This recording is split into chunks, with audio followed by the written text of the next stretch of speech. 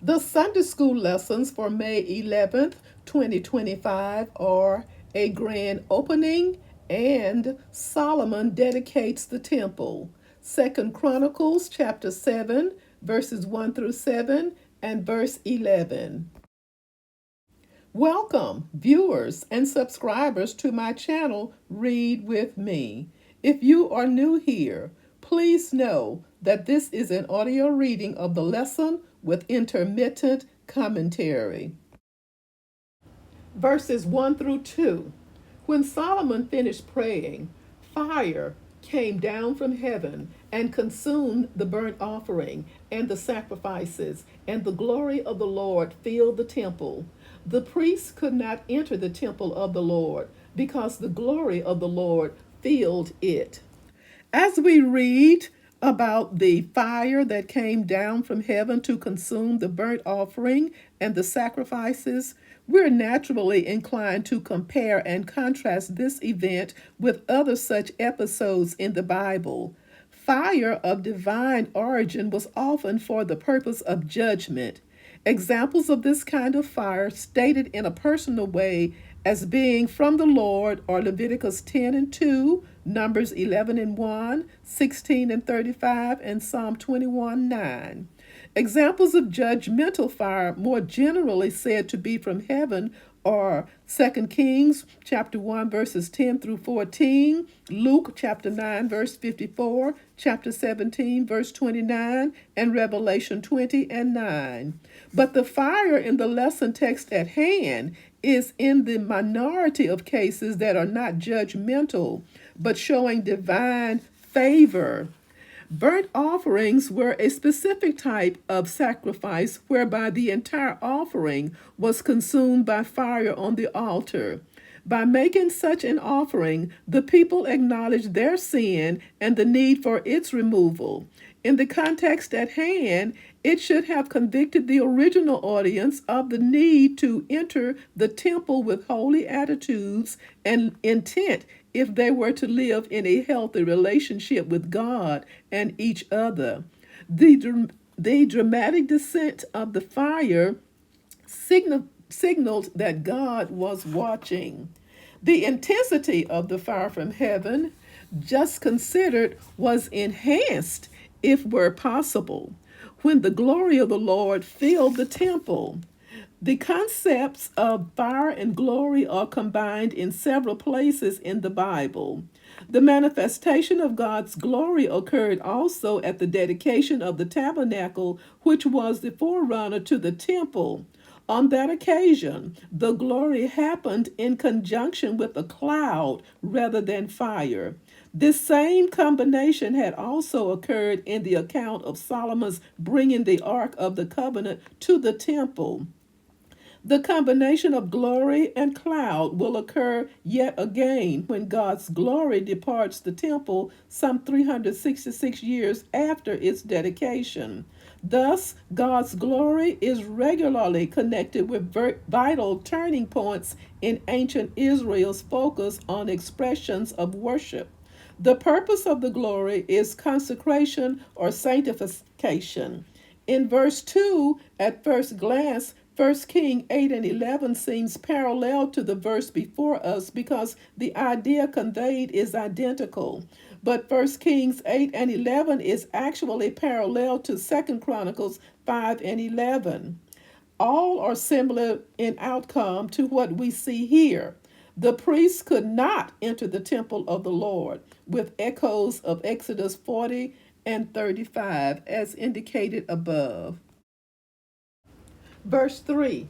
When all the Israelites saw the fire coming down and the glory of the Lord above the temple, they knelt on the pavement with their faces to the ground, and they worshiped and gave thanks to the Lord, saying, "He is good." In verse 3, the text shifts its focus to those gathered, the Israelites. Their experience of seeing the fire that came down and the glory of the Lord prompt them to renew their life of worship. Renew is the right word because they had prayed and sacrificed before, but henceforth they would do so in a more profound way.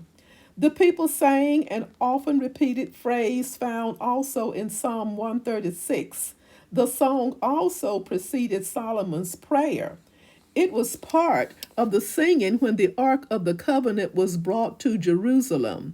It was sung again centuries later as the altar was being rebuilt following return from the exile. The event of the consecration of the temple was a reminder of God's goodness and love in the past and for the future. Verses 4 through 5. Then the king and all the people offered sacrifices before the Lord, and King Solomon offered a sacrifice of 22,000 head of cattle and 120,000 sheep and goats. So the king and all the people dedicated the temple of God. Verse 4. The sacrifices that followed differ from those incinerated by fire from heaven, burnt offerings, in that some of the sacrifices in view here could be eaten. After God put his stamp of approval on the temple by consuming the initial sacrifices, the people joined in. There are usually clear delineations of the duties of the three offices of prophet, priest, and king in ancient Israel. In the laws of sacrifice in Exodus, Leviticus, and Numbers, the king had no role. Indeed, there was no provision for ancient Israel even to have a king in those three books. The story of King Uzziah's leprosy after his attempted sacrifice reveals that a king was not to usurp the role of a priest. But there were some exceptions, and that seems to have been the case here, as the king and all the people offered sacrifices before the Lord. The sheer number of sacrificial animals may have overwhelmed the number of priests available. If so, a practical adjustment was made. We might easily misunderstand the purposes of sacrifices and dismiss the practice as barbaric, or see it merely as a way of appeasing God's anger. Sacrifice was a form of worship. The people had to take something that was valuable to them and either give it over to God entirely or to be both God and other people. Verse 5. The number of animals would have fed many thousands of people, making this event a celebration for a large percentage of Solomon's subjects. The dedication ceremony was designed to shape the life of the entire kingdom, including those not able to be present in Jerusalem. Solomon rightly understood that celebrating such an important event as the dedication of the temple in grand style should bring the people together in more ways than one. It is interesting to compare the numbers of animals sacrificed in this verse to the Passover sacrifices later offered under King Hezekiah and Josiah centuries later, according to 2 Chronicles chapter 30, verse 24, and chapter 35, verses 7 through 9. King Solomon, 22,000 oxen and cattle, 120,000 sheep and goats. Hezekiah, 2,000 oxen and cattle, 17,000 sheep and goats. Josiah, 11,100 oxen and cattle, 37,600 sheep and goats. The books of 1st and 2nd Chronicles measure kings by how they treat the temple in Jerusalem and facilitate worship there. By that measure, Solomon was a model king, at least at this point in his life. Verse 6. The priests took their positions, as did the Levites with the Lord's musical instruments, which King David had made for praising the Lord, and which were used when he gave thanks, saying, "His love endures forever." Opposite the Levites, the priests blew their trumpets, and all the Israelites were standing. Verse 6. This verse stands on the shoulders of 1 Chronicles chapter 15, verses 3 through 22.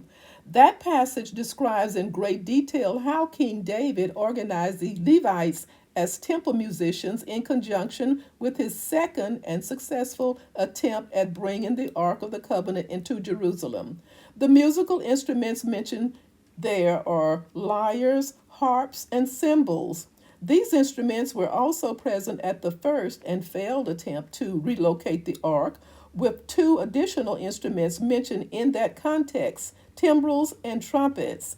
The Old Testament mentions at least 14 distinct musical instruments, a total of over 200 times. Singing isn't mentioned in this verse, but since the first attempt to relocate the ark involved singing, as did the second attempt, it's more than reasonable to presume that singing also occurred here.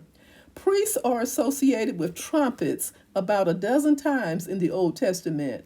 There were two kinds of trumpets used for different purposes. First were the trumpets of silver. These were for calling the people to assemble, for setting out, to announce times of rejoicing at festivals, and for signaling in battle. These are the trumpets in view here.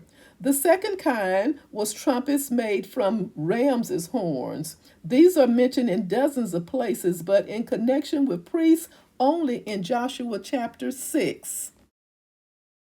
Verse 7, Solomon consecrated the middle part of the courtyard in front of the temple of the Lord, and there he offered burnt offerings and the fat of the fellowship offerings, because the bronze altar he had made could not hold the burnt offerings, the grain offerings, and the fat portions. In verse 7, the horizontal surface of the altar Solomon had built measured 20 cubits by 20 cubits, or about 900 square feet.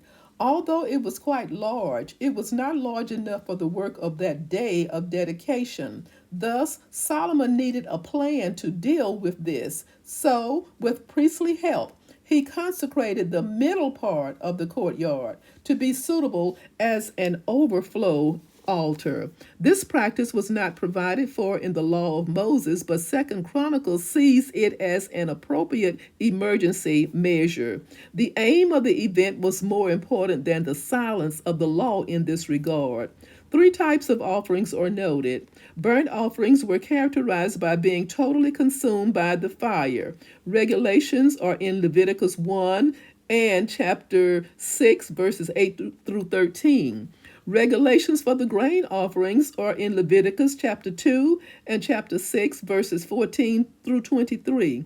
Fellowship offerings were offerings of thanksgiving or connected with the taking of vows. Regulations are in Leviticus chapter 3 and chapter 7, verses 11 through 21. The law of Moses forbade the eating of the fat of animals that were candidates for sacrifice. Verse 11, When Solomon had finished the temple of the Lord and the royal palace, and had succeeded in carrying out all he had in mind to do in the temple of the Lord and in his own palace. In this verse, the passages 2 Chronicles chapter 5, verse 3, chapter 7, verses 8 through 10, indicate that the temple of dedication occurred during the Festival of Tabernacles, one of the three annual pilgrimage festivals. Solomon had committed himself fully to the completion of the temple, focusing all his resources to that effort. But more than it being about a building, it was also about a people. He recruited many artisans and craftsmen to help as they used their skills for God's glory. Solomon, like any other king, also built a royal palace. His palace had a footprint more than 4 times that of the temple. Compared to the 7 years it took to build the temple, the 13 years to build his palace is understandable. The palace had to be larger than the temple because it needed to house the king, his numerous wives, many officials, and so on. A palace was not just a grandiose house, but a small city within the city. Thank you so much for listening.